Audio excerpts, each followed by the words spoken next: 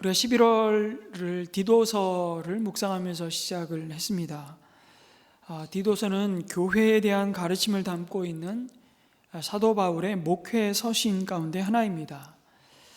사도 바울이 그의 제자요 영적인 아들인 디도에게 하나님의 사역을 어떻게 하면 올바르게 감당할 수 있을 것인지를 가르치기 위해 보낸 편지 서신입니다.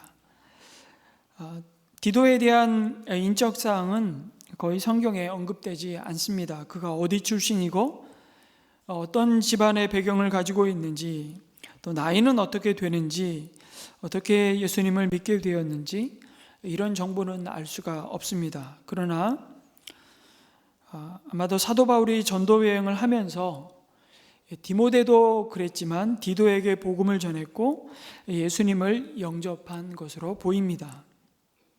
그리고 늘 사도 바울과 함께 또 사도 바울의 심부름을 또 받고 교회의 편지를 전하기도 하고 교회의 소식을 바울에게 전하면서 늘 함께 전도여행을 또 다녔습니다.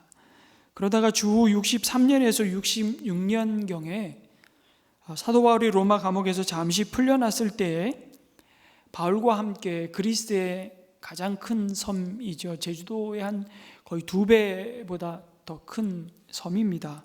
크레타 섬에 복음을 전하게 됩니다.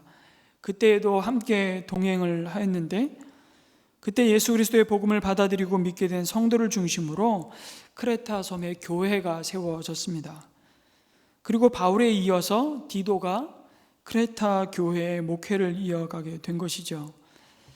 그런데 초대교회가 대부분 그랬지만 크레타 교회 역시 외부적으로 또 내부적으로 크고 작은 많은 어려움들이 있었습니다. 늘 복음을 대적하는 그 유대인들의 공격이 있었고요. 크레타 섬의 뿌리 깊은 또 이방 문화와 종교의 영향에서 자유로울 수가 없었습니다. 그런데 1장 22절에 보니까 크레타 사람들에 대해서 이런 말씀을 하고 있습니다. 한번 같이 읽을까요? 시작. 크레타 사람은 예나 지금이나 거짓말쟁이요 악한 짐승이요 먹는 것밖에 모르는 게으름뱅이다 하였습니다. 이 증언은 참말입니다. 크레타 섬 사람들에 대해서 굉장히 고약한 소문이 소문만으로 끝나는 것이 아니라 사도 바울은 그 증언이 참말이다 라고까지 말하고 있음을 봅니다. 한마디로 크레타 섬은 땅으로 치면 아주 척박하고 좋지 못한 토양이라고 할 수 있죠. 복음에 대해서 아주 적대적이고 배타적일 수밖에 없는 영적 돌짝밭과 같은 그곳을 옥토로 바꾸는 목회자로 보냄을 받았던 사람이 바로 디도였습니다. 그리스도인이 되었지만 전혀 복음으로 말미암아 삶의 변화가 좀처럼 보이지 않는 그 교인들로 인해서 교회 가운데 시험도 있었습니다.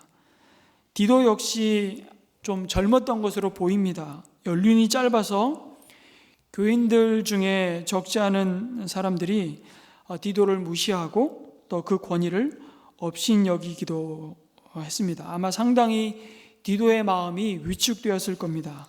그러한 소식을 전해들은 사도 바울이 참 충성스럽고 사랑하는 영적 아들과 같은 제자 디도에게 격려와 목회에 여러 가지 지침을 주고 있는 편지였던 것입니다. 우리가 몇 년에 한 번씩 하나님 나라 큐티 말씀으로 디도서를 묵상하지 않는다면 평소에는 잘 읽을 기회가 없는 성경책이기도 합니다만 디도의 말씀을 통해서 우리는 하나님이 기뻐하시는 성도의 삶에 대해서 아주 중요한 교훈을 받습니다. 그 중에서도 특히 1장에 보면 교회의 리더로 세워지는 장로를 세우는 데 있어서 그들이 갖추어야 할 자격이라 할까요? 그들이 마땅히 행해야 할 삶의 모습과 그들이 다른 이웃과 성도들과의 관계에서 드러나야 할 합당한 믿음의 태도가 무엇인지를 아주 구체적으로 말씀해 주십니다. 그래서 교회의 직분을 맡은 자들의 경건에 대해서 우리는 꼭 이 디모데 전후서와 함께 이 디도서를 가지고 많이 묵상하게 되고 자신의 받은 직분을 돌아보게 되는 것입니다. 그리고 이어서 오늘 2장에 우리가 함께 읽은 말씀에는 6그룹의 사람들을 향해서 역시 바른 복음의 가르침에 합당한 성도의 삶이 무엇인지를 교훈해 주고 있습니다. 6그룹이 누구죠? 보면 나이 많은 남자들, 개역개정에는 늙은 남자들 이렇게 되어 있더라고요. 늙었다는 말을 쓰면 괜히 좀 기분이 안 좋잖아요. 네, 늙은 남자들 이렇게 표현하지 마시고 그냥 성숙한 남자들 이렇게 이해하시면 좋을 것 같아요. 나이 많은 여자들, 그리고 젊은 여자들과 젊은 남자들과 여기 한 그룹이 등장하는데 노예들이었습니다. 여러분, 로마 사회의 자유인보다 로마 사회에는 노예들, 종들이 훨씬 더 많았고요. 그 종들로 인해서 유지가 되는 사회였을 만큼, 그리고 그리스도의 이 은혜의 복음은 사실은 그 시대 속에 가장 무시받고 천대받는 종들을 향해서 선포되었고 많은 노예들이 예수님의 복음을 받아들이게 됩니다. 그 사람들을 통해서 로마가 뒤집어진 겁니다. 얼마나 그 복음이 매력이 있었으면. 놀라운 그 노예들을 향한 권면을 오늘 또 주고 있는 겁니다. 여러분은 어느 그룹에 해당이 혹시 되신다고 생각하십니까? 나는 아직까지는 늙은 남자는 아니야, 늙은 여자는 아니야. 근데 여러분, 로마 시대의 평균 수명이 몇 살인지 아십니까? 25살이었습니다. 놀랍죠? 굉장히 이 영아 사망률이 높았고 그 당시에 전쟁으로 인해서 굉장히 많은 평균 남자들의 수명은 극히 짧았습니다.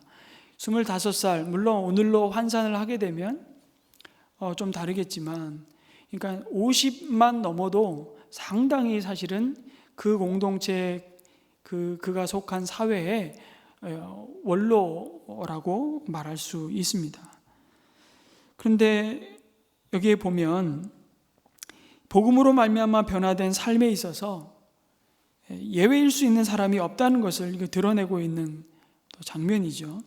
뿐만 아니라 우리가 예수님을 믿고 이제 하나님의 자녀로 살아가는 길은 그 주님의 몸된 교회 공동체 안에서 사실은 나와 다른 사람과의 관계 안에서 끊임없이 예수님을 닮아가고 성장하는 일이라는 것을 가르쳐주고 있는 겁니다. 이 그룹들마다 주시는 이 덕목에 대해서 가만히 생각해 보면 그 모든 것은 사실 관계의 문제입니다. 관계에 있어서 우리가 어떻게 그리스도를 닮아가고 성숙해져 갈 것인가.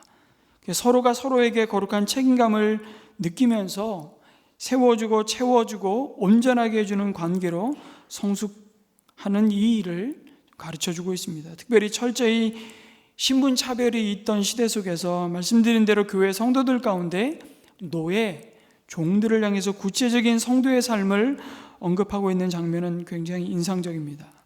자, 먼저 바울의 영적 아들과도 같은 사실은 디도에게 바울 사도는 1절에서 이렇게 권면합니다. 한번 같이 읽겠습니다. 다시 시작.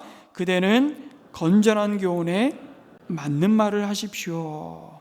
더 정확히 번역하자면 사실 제일 앞에 접속사 하나가 좀 빠졌습니다. 개역개정은 그것을 오직 그대는 이렇게 번역했고요. 더 정확히 번역하자면 그러나 그대는, 그러나 너는 건전한 교훈에 맞는 말을 하라고 디도 자신에게 먼저 바울은 가르치고 있습니다.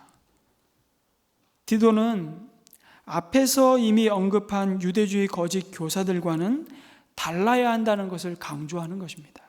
그들은 예수님에 대한 믿음을 저버린 자들이었습니다. 자기의 이익을 위해서 거짓된 가르침으로 가정을 파괴하는 마음과 양심이 더러운 사람들이었다고 말씀합니다. 자기 배만 채우려는 사람들이었죠. 결국 그들의 삶은 믿음과 분리되어 있었습니다. 그러면서도 아무런 갈등이 없는 것입니다. 교회에서는 하나님을 예배하고 찬양하지만 세상에서는 여전히 세상의 가치를 따르는 삶을 추구하면서 전혀 신앙의 양심에 고통을 느끼지 못할 만큼 거짓되고 위선된 교사들이었습니다. 죄를 짓는 것을 당연하게 생각한 것이죠. 십자가의 구원을 값싼 은혜로 둔갑시켜 버렸습니다. 그것을 이렇게 1장 16절 마지막 절에서 대조적으로 이렇게 말씀하고 있는 겁니다. 또 같이 읽습니다. 시작. 그들은 입으로는 하나님을 안다고 말하지만 행동으로는 부인하고 있습니다. 그들은 가증하고 완고한 자들이어서 전혀 선한 일을 하지 못합니다. 라고 말씀합니다. 그러나 너 디도는 바른 교훈에 맞는 말을 해야 한다고 가르치는 것이죠. 건전한 교훈은 바로 디도의 생각대로 가르치는 것이 아니라 성경대로 하나님께 받은 대로 가르치는 것입니다. 그것이 하나님께로부터 온 교훈을 의미하고 있는 것이죠. 예수 그리스도의 십자가의 죄 사함을 위한 죽으심과 죄를 이기시고 부활하신 부활의 소식, 그것을 전하는 것입니다. 세상 사람들의 생각과 가치관을 따라서 전하는 것이 아니라 하나님이 주신 복음을 따라서 구체적인 삶을 권면할 때 그것을 건전한 교훈이라고 말하는 것이죠. 이것은 하나님의 말씀을 가르치는 일로 사실은 부름받은 목회자에게 요구되는 가장 중요한 책임이기도 합니다. 왜냐하면 어떤 점에서 목회자를 언제나 유혹하는 것은 하나님의 말씀을 가지고 사실은 자신이 하고 싶은 말을 하기 때문이죠. 그런 유혹을 받습니다. 다시 말해 하나님의 복음을 혼잡케 하는 것이라고 할 수 있습니다. 그러면서 바울은 디도에게 하나님이 주신 교훈에 합당한 거룩한 성도의 삶에 너 자신부터 모범이 되라고 권면합니다. 너 자신부터 그 말씀에 적용을 하라고. 그러면서 7절 말씀에 그대는 모든 일에 선한 행실에 모범이 되십시오. 가르치는 일에 순수하고 위엄 있는 태도를 보여야 합니다. 라고 말합니다.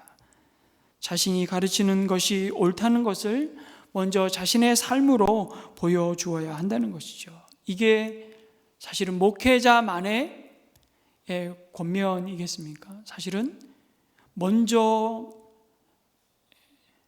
값없이 받은 이 구원의 은혜를 입은 자의 삶의 태도라고 말씀하는 것입니다.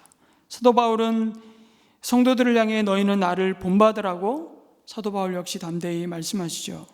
그런데 바울이 나를 본받으라는 것은 내가 주님을 본받기 위해 애쓰는 그 모습을 본받고 사실은 너희도 주님을 닮아가기를 힘쓰라는 내용입니다. 우리가 여러분 누군가의 삶에 복음에 선한 영향력을 미치고 본이 되는 이유는 여러분 내 생활이 완전하고 흠잡힐 부분이 전혀 없기 때문이 아닙니다. 오히려 나의 연약함과 약점에도 불구하고 그리스도는 우리의 완전한 본이 되시기 때문이죠. 그렇게 내가 그리스도를 본받으려고 노력하는 애쓰고 힘쓰는 그 모습을 본받아 주십시오라고 말할 수 있는 것입니다. 그래서 여러분 우리가 누군가에게 삶에 있어서 우리의 믿음에 있어서 본이 되는 것이 참 힘들다고 생각합니다. 왜 그럴까요? 우리가 완벽한 것을 가지고 본을 보여야 된다고 생각하니까 사실은 힘든 겁니다. 우리가 다른 사람보다 나은 것을 가지고 잘난 것을 가지고 본을 보인다고 생각하니까 힘든 겁니다. 그런데 본이 되는 것은 그런 것이 아니라 만약에 그렇다면 모범이 되는 것은 때로 자랑하는 것이 되고 말지 않습니까? 그래서 우리는 이걸 은혜 나눔할 때도 참 조심해야 됩니다. 결국 나를 변화시킨 복음으로 말미암아 부족하지만 여전히 변화되고 있는 변화된 그 부분을 바라보시면서 감사하고 있는 것을 드러내야 되는데 그것이 때로는 나의 자랑이 된다면 오히려 그거는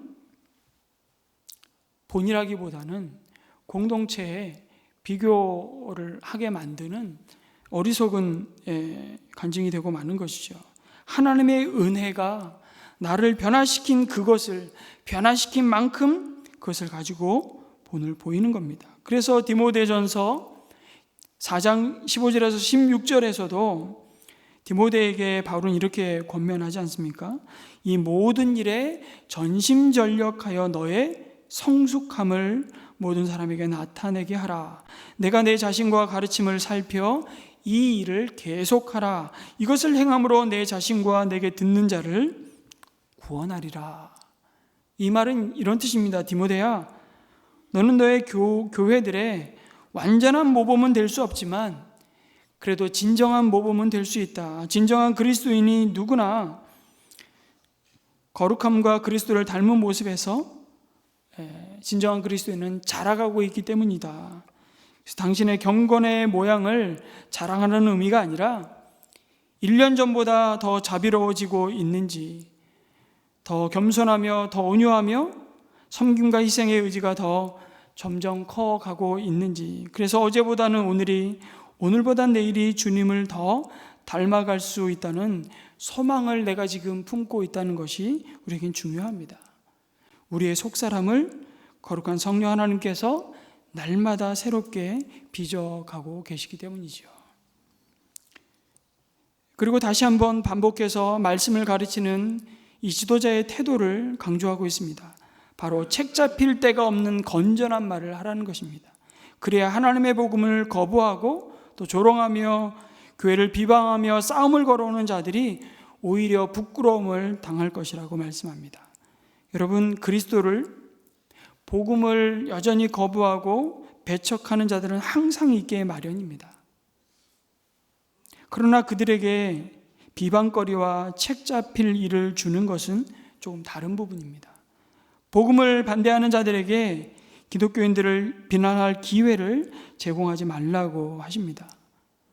여러분, 우리의 삶의 모습은 주위 사람들에게 큰 영향을 미치고 있습니다. 우리의 행위가 복음을 믿지 못하게 만들 수도 있다는 것을 그래서 생각하면 정신이 번쩍 들 수밖에 없는 것이죠. 그러나 또 한편으로는 우리의 작은 섬김과 어떻게 보면 행위가 복음을 전하는 계기가 될 수도 있습니다. 그런 사실을 또한 생각하면 가슴이 벅차 오르기도 합니다.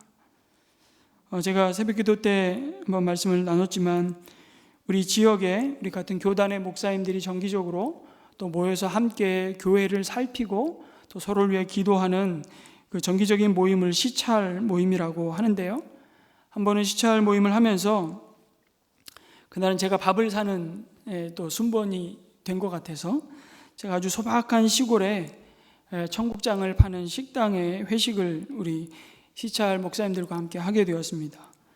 아침 일찍 문을 여셨더라고요. 그래서 구수한 청국장을 직접 만들어서 이렇게 파는 나름 소문이 있는 집이었는데 인심이 너무 넉넉하신 거예요, 할머니께서. 그러면서 저희가 한 15인분을 시켰는데 한 20인분을 주면서 더 뚝배기로 그냥 청국장 끓여가지고 이렇게 놔주시더라고요. 그러면서 이렇게 나눠 드시라고 하면서 그래서 참 아침부터 아주 후한 인심으로 우리 마음이 얼마나 따뜻했는지 모릅니다. 그날 몹시 날씨가 추운 날씨였는데, 그리고 식사를 마친 후에 제가 이제 카드 결제를 하려고 이렇게 냈더니만 할머니께서 현금이 없냐고 하시더라고요. 그런데 그만한 현금을 요즘 잘 안 가지고 다니잖아요. 저는 당연히 카드 결제를 한다고 생각했는데 결제를 하고 발걸음이 굉장히 무겁더라고요. 저희가 얘기하면서 우리 목사님 그러면서 계속 교회 얘기했거든요. 물론 그분이 현금 결제하고 싶은 마음은 또 한편으로 수수료를 또 안 떼고 그래도 내가 좀 더 넉넉히 주어서 누구 할머니가 노력한 수고의 대가를 받으셔야 되는데 그래서 제가 한국에는 팁 문화가 없지만 10% 이상의 그 현금은 제가 갖고 있었기에 팁을 드렸습니다. 근데 한사코 사양을 하시더라고요. 또 현금을 받으시는 거에 대해서. 그래서 저도 한사코 사양했습니다. 이거 받으셔야 된다고. 그러고 나오는데 얼마나 제 마음이 기쁜지 몰라요. 여러분, 그냥 왔으면 제가 뒤통수가 너무너무 괴로웠을 것 같아요. 야, 교회 다니는 사람들 정말 인색하네. 그런 말 듣고 싶지 않아서. 여러분, 교회에 가끔씩 이렇게 예배 또 모임을 참여하기 위해서 택시 타고 올라오시는 성도님들 많이 보시는데 잔돈 받지 마세요. 손에 절대 보지 않으려고 하는 모습. 여러분, 나도 먹고 살기 힘들죠. 그러나 조금 후하게 인색하지 않는 그 나눔이 아무것도 아니지만, 우리가 복음을 직접적으로 전하는 일이 아니지만 그럼에도 불구하고 좋은 그리스도의 삶에 인상을 줄 수 있다면, 여러분, 첫 인상이 끝 인상이라고 하지 않습니까? 우리가 복음을 가진 자로서의 우리에게 주신 넉넉함을 어떻게 하면 후함으로 나누고 베풀고 섬길 수 있을까? 그것이 우리에게 주신 나의 자랑이 아니라 복음의 자랑이 될 수만 있다면, 그거보다 더 수지 맞는 일은 사실 은혜는 없다는 생각을 해보게 됩니다. 그러면서 디도의 바른 교훈에 합당한 말이 오늘 말씀해 보니까 성도의 삶을 어떻게 변화시키는 것이어야 하는지를 언급해 주는 겁니다. 가장 먼저는 나이 많은 남자들을 향해 그들이 받은 하나님의 교훈을 빛내는 삶이 절제 있고 위엄 있고 신중하고 믿음과 사랑과 인내심이 흔들리지 않는 사람이 되게 하라고 말씀합니다. 여러분, 각 그룹에 주시는 덕목들을 우리가 살피면 6편의 설교를 할 수 있습니다. 그래서 오늘은 그 설교를 줄여서 한 편의 설교를 해야 되기 때문에 여러분, 좀 중요한 몇 가지만 좀 살펴보고 싶은데요. 여러분, 나이 많은 사람, 남자에게 특별히 절제의 삶을 살라고 말씀하시는 이유가 뭘까요? 절제를 가장 먼저 언급하고 있는데, 잘 생각해 보면 여러 세대가 함께 사는 당시 가부장 사회에서 나이 많은 남자는요, 한 가정의 가장이기도 하지만 주님의 공동체 안에서도 그의 말이며 행동이 누구도 거부하기 쉽지 않은 영향력을 갖고 있기 때문입니다. 뿐만 아니라 당시에는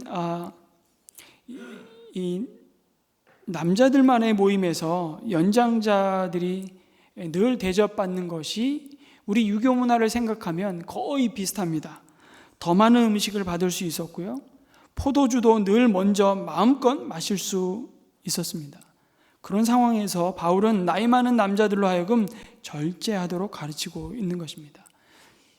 그래서 이 단어의 어원인 네포라는 동사를 그냥 그대로 번역하면 술이 깨다, 정신 차리다라는 뜻을 갖고 있는 단어입니다. 이걸 참고해 보면 이 절제라는 의미는 술에 취하거나 여러 가지 유혹에 넘어가지 않는 사실 맑은 정신을 지닌 그 상태를 가리킨다고 볼 수 있습니다. 이 단어 자체에 절제해야 하는 이유가 나타납니다. 그것은 바로 바른 분별력과 판단력을 유지하기 위해서 영적으로 깨어 있으라는 말씀이죠. 영적으로 깨어 있음을 통해서 우리의 삶에 절제의 열매가 이루어진다고 말씀합니다. 먹고 싶은 거 다 먹고, 갖고 싶은 거 다 갖고, 하고 싶은 것을 다 하고, 내 마음과 육신의 원대로 다 한다면 절제의 열매는 맺혀지지 않습니다. 물론 이를 악물고 안 해야지 한다고 안 할 수 있는 것이 아니라, 그래서 깨어 있음으로 안 하게 된다는 것이죠. 그래서 여러분, 성경에 보면 술 취하지 말라는 말씀과 늘 짝을 이루는 말씀이 뭡니까? 술 취하지 마십시오. 에베소서에도 나오고, 성령의 충만을 받으십시오. 우린 예수님을 나의 구주로, 나의 구원자로 무시하거나 배척하거나 거부하지 않고 영접하면 그때 성령 하나님께서 거룩한 영으로 우리와 함께 하십니다. 그게 성령의 세례입니다. 그건 딱 한 번 이루어지는, 우리 인생의 A와 BC가 갈라지는 딱 한 번의 단회적인 사건입니다. 그래서 헬라어에는 시제가 있는데 그걸 단일 시제라고 해요. 딱 일생에 한 번 일어나는 사건. 근데 성령의 충만을 받으십시오 라고 하는 이 가르침은 반복 시제입니다. 우리 안에 계신 성령께서 우리의 삶을 다스리고 지배하고 우리의 삶을 이끌어 가시도록 끊임없이 성령의 충만을 구하며 사모하라고, 성령의 소원을 따라 행할 수 있도록 바로 그 성령의 다스림을 받을 때 여러분 우리는 절제의 삶을 열매 맺게 되는 것이죠. 그래서 성령의 9가지 열매 가운데 마지막 열매가 뭡니까? 그게 절제입니다. 채워도 만족할 수 없는 욕망을 따라 너희 나이 많은 남자들이여 남은 때를 허송세월로 보내지 말고 이제 나이 많은 남자들이여 더 궁극적인 것을 보여주고 더 시급한 것이 무엇인지를 너희 다음 세대에게 보여주고 그러한 욕망이 갖는 허망함을 당신이 속한 공동체, 특히 믿음의 후손들에게 보여주어야 하지 않겠냐고 도전하는 것입니다. 나이 많은 남자를 그래서 늙은 자, 그래서 고집스럽고 변화를 싫어하고 맨날 옛날 지나간 라떼 얘기만 해서 경직된 모습이 아니라 성숙한 어른이 붙들어야 할 말씀이 그래서 있다면 고린도 후서 4장 16절 말씀이 아닌가 싶습니다. 우리 같이 한번 읽겠습니다. 시작. 그러므로 우리가 낙심하지 않습니다. 우리의 겉사람은 낡아가나 우리의 속사람은 날로 새로워집니다. 아멘이십니까? 아멘. 나는 아직 늙은 사람 아닌데요. 우리는 다 조만간 앞서가신 그 길을 우리도 다 뒤따라갑니다. 우리가 먼저 붙들어야 할 약속의 말씀이죠. 우리 겉사람은 여기저기 고장납니다. 그러나 우리의 속사람은 그리스도의 은혜 안에서 날로 새롭다고. 그래서 믿음과 사랑과 여기는 인내라고 표현했지만 사실은 인내는 소망과 긴밀히 연결되어 있는 거죠. 믿음과 사랑과 인내, 소망 가운데 흔들리지 않도록 하십시오.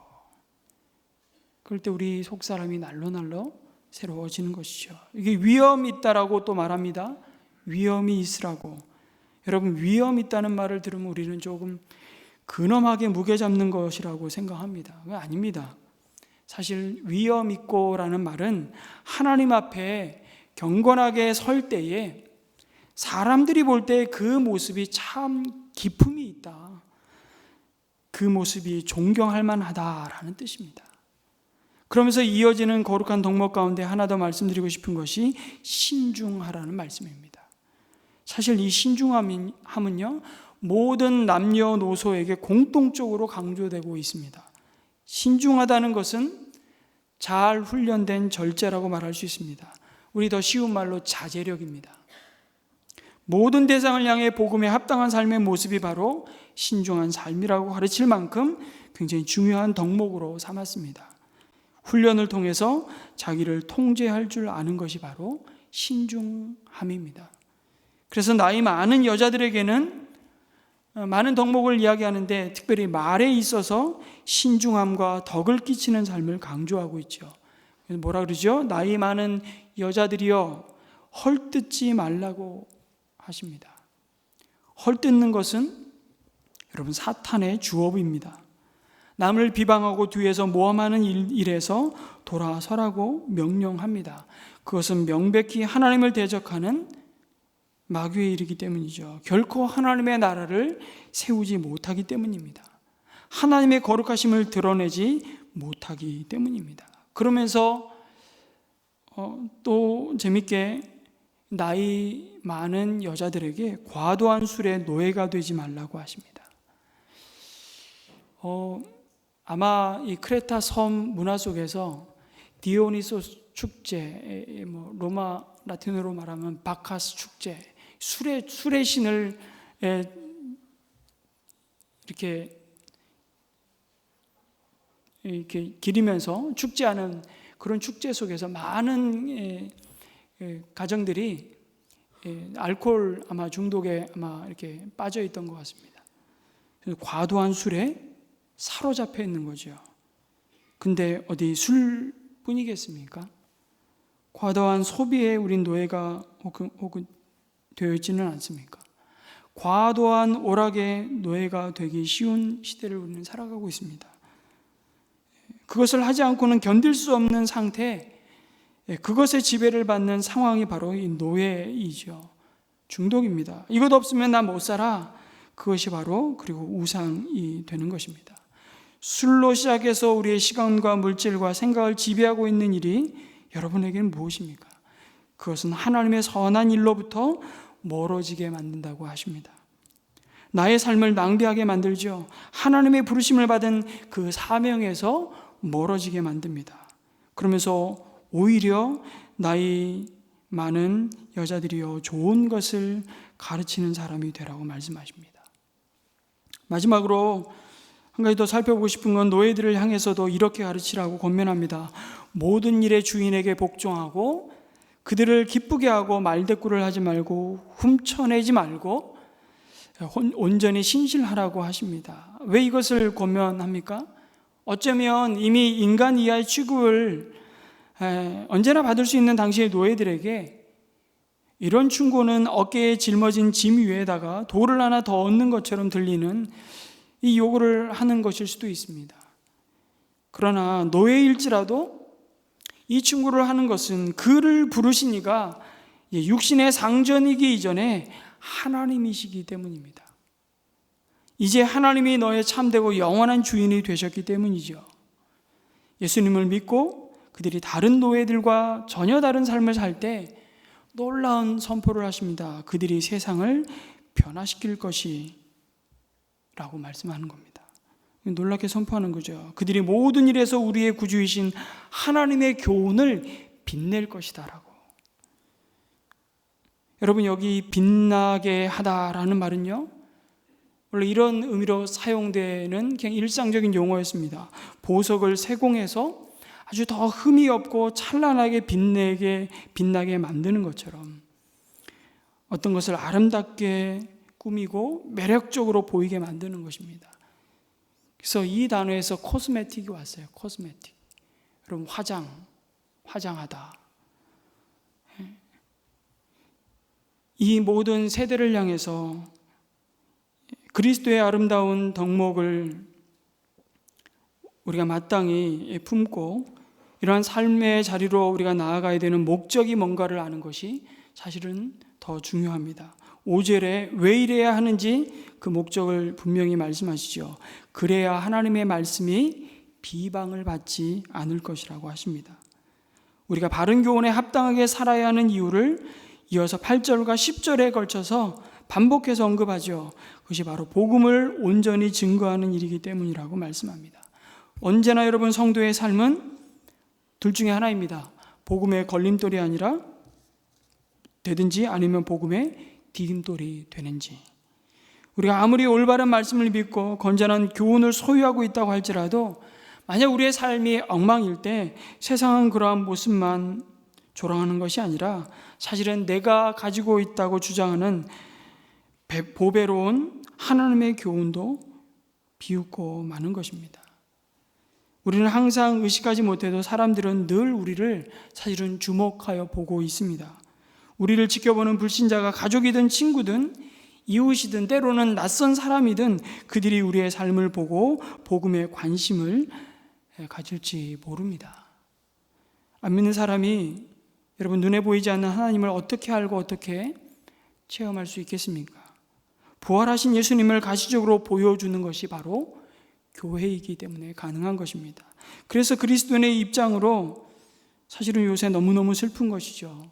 세상 사람이 교회를 보고서 아름다운 걸 보지 못하고 의로운 것을 보지 못하고 예수님에 대해서 굉장히 수치를 심어드리고 있는 것 같아서 우리는 정말 마음이 굉장히 무겁습니다. 그래서 자꾸만 우리 안에서도 서로를 향해서 그런 말을 하잖아요. 사람에게 실족하고 상처받고 시험받으면 사람 보지 말고 하나님 봐라. 사람 보지 말고 하나님 봐라. 궁극적으로는 맞는 말이죠. 그런데 안 믿는 사람들이 어떻게 믿는 사람도 항상 계신지 안 계신지 가끔씩 의심을 하는 하나님을 어떻게 볼 수 있겠습니까? 그러니까 할 수 없어요. 성경은 이렇게 말합니다. 자신 있게 너희들이 정말 그리스도의 실체를 체험하고 보기를 원한다면 세상 사람들아 교회를 봐라. 교회를 봐라. 그래서 오늘 말씀을 전하기 전에 서로에게 이렇게 인사했던 겁니다. 부족하지만 당신이야말로 세상의 희망입니다. 교회는 여전히 세상의 희망입니다. 내가 다른 사람보다 더 탁월하고 잘나서가 아니라 질그릇 같은 내 안에 보배 되신 예수 그리스도를 우리가 소유하고 있기 때문에 그렇습니다. 그 자부심을 잃지 않으시기를 축원합니다. 우리가 맡은 역할이 그거예요. 우리의 섬김을 통해서 이 사람들이 하나님의 사랑을 맛봅니다. 우리 가운데 역사하시는 그 기도 응답을 통해서 하나님의 능력을 목격하고 체험합니다. 여러분, 세상 사람들이 사실은 우리가 성경을 많이 아는 지식이 있다고, 기도를 많이 한다고 우리에게 매력을 느끼지 않습니다. 사실은 어찌 보면 남들이 수고롭게 하지 않는 그 일의 대가를 지불할 때 우리에게 사실은 왜 저 사람들은 왜 저러고 사는 거야? 충격을 받는 거죠. 여러분, 보이지 않는 부활하신 예수님을 가시적으로 볼 수 있는 것은 뭔가? 교회라고 말씀하시는 겁니다. 이 말씀을 준비하면서 제 마음속에 한 몇 주 동안 계속해서 제 마음속에 교회를 위해 기도하면서 제 마음속에 두드리는 소리가 있었습니다. 은혜샘물교회가 우리 지역에서 없어지면 아쉬워할 이웃이 있을까? 그 생각이 계속 제 마음속에 이렇게 생각이 드는 거예요. 그래서 제가 로잔 목회자 컨퍼런스를 다녀오고 난 다음에 한 목사님이 이런 말씀을 하시는데 그게 사실은 제 마음에 큰 울림이 되었습니다. 우리 성도들이 이웃을 사랑하자는 교회가 됩시다. 그런 교회는 또 많은데 정말 이웃이 사랑하는 교회는 얼마나 될까? 이웃이 사랑하는 교회는 얼마나 될까? 이 말씀을 준비하며 그러면서 마태복음 5장 13절에서 16절 말씀을 다시 펼치고 묵상해 보았습니다. 제가 읽겠습니다. 너희는 세상의 소금이다. 소금이 짠맛을 잃으면 무엇으로 그 짠맛을 되찾게 하겠느냐? 짠맛을 잃은 소금은 아무데도 쓸데가 없으므로 바깥에 내버려서 사람들이 짓밟을 뿐이다. 너희는 세상의 빛이다. 산 위에 세운 마을은 숨길 수 없다. 또 사람이 등불을 켜서 말 아래에다 내려놓지 아니하고 등경 위에다 놓아둔다. 그래야 등불이 집 안에 있는 모든 사람에게 환히 비친다. 이와 같이 너희 빛을 사람에게 비추어서 그들이 너희의 착한 행실을 보고 가질습니다. 하늘에 계신 너희 아버지께 영광을 돌리게 하여라. 여러 해 전에 중국 정부가 한 문필가를 고용했습니다. 중국 선교의 길을 닦은 중국 내지 선교의 창시자인 허드슨 테일러의 전기를 다시 쓰기 위함이었습니다. 아니, 공산당 정부가 무슨 선교사의 전기를 왜 다시 쓰기 위해서 세금을 들여가면서 문필가를 찾았을까? 이유는 이랬습니다. 중국 가정교회 지하 교인들이 너무나도 많이 이 허드슨 테일러의 영향을 받았음을 그들이 알고 그에 대한 좋지 않은 인상을 주기 위해서 거짓 전기를 쓰도록 시킨 것이었습니다.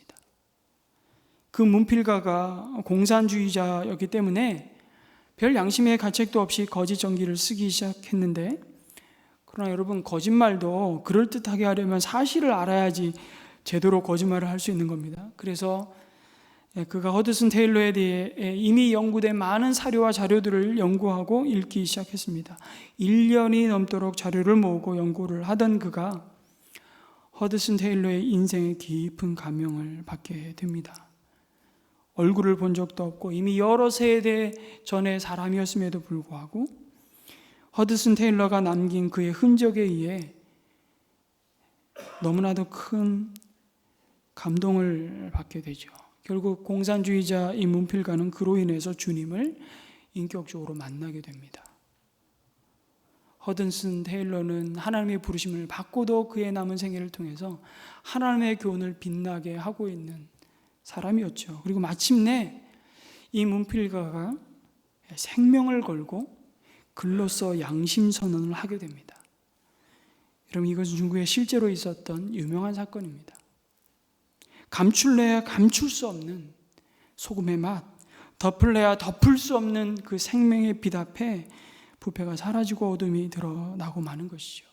이것이 하나님의 교훈을 빛내는 삶이 빚어낸 열매입니다. 그래서 오늘 이 말씀을 통해서 우리에게 주시는 약속이 이겁니다. 우린 세상 속에 있지만 그 세상과 구별되어야 한다고, 한마디로 다르게 살아야 한다고. 왜냐하면 그만큼 우리는 존귀한 자들이기 때문입니다. 예수님은 우리에게 먼저 세상과 끊임없이 접촉하라고 말씀합니다. 우린 교회를 세상에 돋비쳐 삼는 자들이 아니라고. 교회는 사실 세상을 향해 나아가기 위해, 어찌 보면 충전하기 위해 잠시 들르는, 어떤 분의 비유로 따지자면 주유소 같은 곳이라고. 세상에서 주님의 뜻을 이루기 위해 싱싱하게 달려가기 위해서 말이죠. 우리를 부르시고 우리를 보내신 가정에서, 직장에서, 우리 이웃들 가운데 거룩한 맛을 내는, 살맛을 나게 하는 소금으로 어둠을 밝히는 빛으로의 역할을 감당하도록 우리를 무장시키는 교회는 영적 훈련소와 같은 곳입니다. 그래서 여러분, 소금이 있어야 할 곳은 어디이죠? 소금 창고가 아니라 부패함이 있는 곳이어야 합니다. 빛이 비추는 곳은 어둠이 가득한 땅이죠. 그래서 세상의 소금이라는 말은 정확히 직역하면 땅의 소금이라는 의미입니다. 예수님은 너희라고 말씀하는 교회가 소금 창고 같은 곳이 아니라고 말씀하십니다. 빛을 교회에서 발하고 교회에서 소금 역할을 하려는 자들이 물론 있습니다. 물론 그것도 중요합니다. 그런데 이미 교회의 가족들은 소금이요 빛이라고 말씀하십니다. 여러분 잘 보십시오. 우리 주님이 우리를 향해서 우리 보고 소금이 되라고 말씀하시지 않으세요. 빛이 되라고 말씀하시지 않으세요. 우리는 그런 자격이 없어요. 이 다 죽었던 자들이었는데요. 이미 소금이다, 빛이다라고 말씀하십니다. 우리를 이미 그렇게 구별하셨어요. 여러분, 우리의 영적 전쟁터는 그래서 교회가 아니라 세상입니다. 그러니까 교회에 와서 내가 저 사람보다 더 밝은 빛이네, 내가 더 짠맛이네 그러면서 싸우면 그걸 뭐라 그런다고요? 네, 꼴불견이라고 합니다. 교회에서 경쟁하느라 다 힘 다 빼면 우리는 세상에서 정작 이 거룩한 싸움을 싸우려고 할 때 힘 다 빠져서 패배합니다. 교회 와서는요, 그냥 서로 위로하고 격려하고 서로 섬김으로 충전해주고 기도해주고 지지해주고 사랑하는 것입니다. 여러분, 우리가 살려고 교회 왔는데 여기서 죽을래 살래 그러고 있으면 여러분 참으로 불쌍한 자들이 되고 마는 것이죠. 친하게 지내십시오. 서로 인사합시다. 우리 친하게 지냅시다. 이렇게 하면 인사하세요. 진짜 우리 친하게 지냅시다. 우리 친하게 지냅시다. 예배 오시기 전에 부부싸움하고 오셨습니까? 우리 정말 친하게 지냅시다.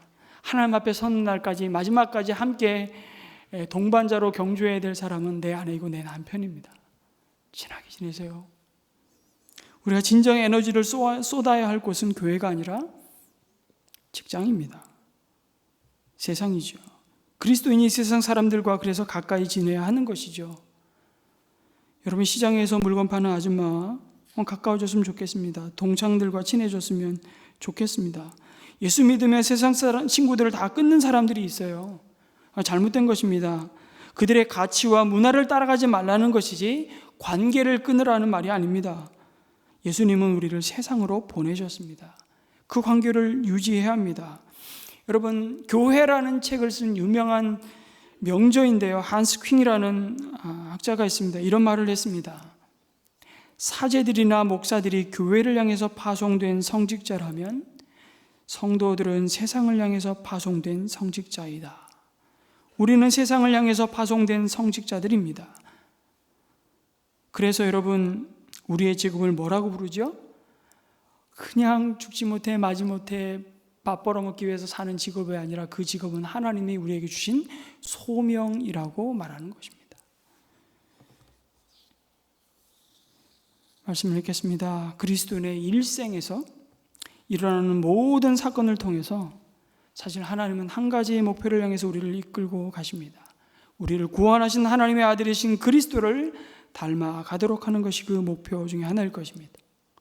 인생에서 만나는 어떤 사건을 통해서, 때로는 그 사건을 통해서 얻은 뼈아픈 상처와 손실과 이것들을 통해서 하나님은 끊임없이 우리를 또 깎으시고 빚으셔서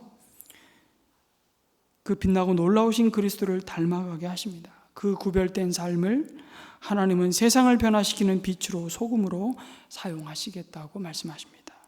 여러분, 왜 이런 말이 있지 않습니까? 20대에는 세상을 바꿔본다고 돌을 들었습니다. 30대에는 아내를 바꾸겠다고 눈초리를 날렸습니다. 40대에는 자녀들을 바꿔보겠다고 매를 들었습니다. 하지만 50대에 바뀌어야 될 사람이 나 자신인 것을 깨닫고 모든 것을 다 내려놓았습니다.